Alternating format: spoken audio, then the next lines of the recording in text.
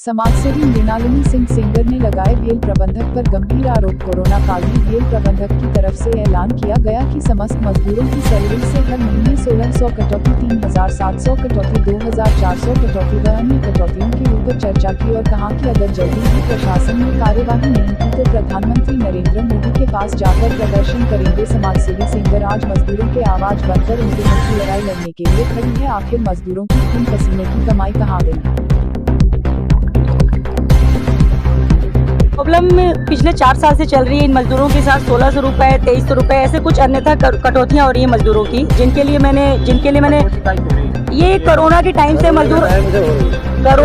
से हो रही है। मजदूरों से ये बोला गया था कि काम नहीं है और ये कोरोना काल तक ही कटेगा, उसके बाद आपको पैसे रिटर्न मिल जाएंगे, पर ऐसा कुछ नहीं हुआ। और आर्टिजन के साथ ऐसा हुआ था, बड़े अधिकारियों के साथ जो रेगुलर एम्प्लॉय हैं उनके साथ ऐसा हुआ था, तो उनको बकायदा पैसा ब्याज के साथ मिला है और मजदूरों को आज तक पैसा ही नहीं मिला, कटौती भी हो रही है। इसीलिए मैं कर रही हूँ ये मुद्दा। संसद भवन में गया है, प्रज्ञा साध्वी जी जब अपनी वो थी सांसद थी तो वो भी आई थी, मैंने धरना किया था 4 दिन का, उस पर वो आई थी और उन्होंने आश्वासन दिया था, हमें आश्वासित किया था कि हम करेंगे।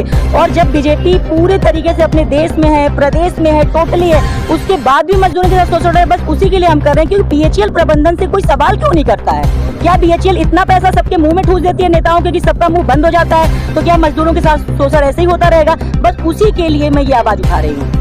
पोस्ट लेटर से भी बात की है, फोन पे भी बात की है, उनका कहना है कि हम बहुत ज्यादा दे रहे हैं, इतना भी नहीं चाहिए। अब आप बताइए आज उनका क्या, बीके सिंह है इनके एक थे, इससे पहले इनका एक सिद्दीकी, आरिफ सिद्दीकी, ये लोग क्या पता अगर आधार कार्ड में जन्म तिथि 1970 है ना और आप वहाँ पे गलती से बाई चांस लिखा गया है कि आप 1960 में पैदा हुए तो 60 से रिटायर करें, आधार कार्ड, वोटर आईडी कोई नहीं देखने, ऐसे यहाँ पे शोषण होता है। एक मजदूर को अभी 40 साल की उम्र में रिटायर कर दिए, ये बोल के कि तुम 60 की हो गई हो, ऐसा शोषण होता है बीएचईएल के अंदर और उस पर कोई कार्रवाई नहीं हो रही है। क्योंकि सरकार इस पे, जब मैं इतनी आवाज उठा रही हूँ, मैं समाज सेवी हूँ, मैं क्षेत्र के लिए मुद्दों पे आवाज उठाती हूँ, वो काम तुरंत होता है, लेकिन बीएचईएल के लिए जो मैं आवाज उठा रही हूँ उस पे कुछ काम क्यों नहीं हो रहा? मतलब कि इसमें पूरा टोटल सरकार मोहन यादव जी को भी दे के आई थी, इससे पहले शिवराज जी थे उनको भी दे के आई, अमित शाह जी को भी लेटर लिखा है, तो कोई इस पे एक्शन क्यों नहीं ले रहा है? वाई? बिकॉज आप सिर्फ इसलिए ले रहे हैं कि बीएचईएल प्रबंधन पैसे दे देती है उनको, इस वजह से ही ये हो रहा है। तो मेरी सरकार और प्रबंधन दोनों की मिली जुली चल रही है, जो कि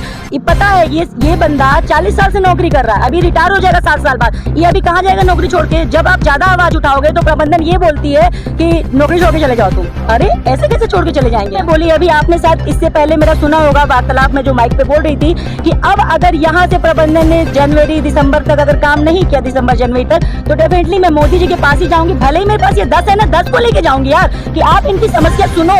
इतना बड़ा बीएचईएल है, पता नहीं किसको क्या समस्या, नहीं आते हैं, साथ खड़े होते हैं, बिकॉज उनके कार्ड बंद हो जाते हैं, किसी का उनकी सैलरी काट देते हैं, सस्पेंड करते हैं, ब्लॉक चेंज कर देते हैं, तो so many problem front in the वो लोकल लेवल पे होगी। बिकॉज आप प्रज्ञा साध्वी जी सांसद जो थी वो संसद भवन में ये मुद्दा ले गई, तो जब ये मुद्दा गया तो जरूर। महेंद्र पांडे, एक मिनट, महेंद्र पांडे जी भारी उद्योग मंत्री थे, मेरे मुद्दे के बाद उनकी सीट तो चली गई, तो बात तो गई है, लेकिन प्रबंधन से कोई बात क्यों नहीं कर रहा है? इस पे मैं डेफिनेटली श्योर नहीं हूँ और इसलिए मैं जाऊंगी मोदी जी और अमित शाह जी के पास लिख रही हूँ, मिलना, इनके पास जाओ, गिड़गिड़ाओ, उसमें क्या हो रहा है? लेटर तो गए हैं ना सबके पास, सबको पता चल रहा। अगर मैं बीडी शर्मा जी प्रदेश अध्यक्ष को दिया है, मोहन यादव जी अभी 2.5 बढ़ाए, चुनावी प्रलोभन दिया, शोषण किया, 5 रुपए बढ़ाए, 5 रुपए बढ़ाए दोबारा, कोर्ट की तरफ जाने पे लंबित वही होगा। फैसला तो ऑन द स्पॉट चाहिए मुझे ना।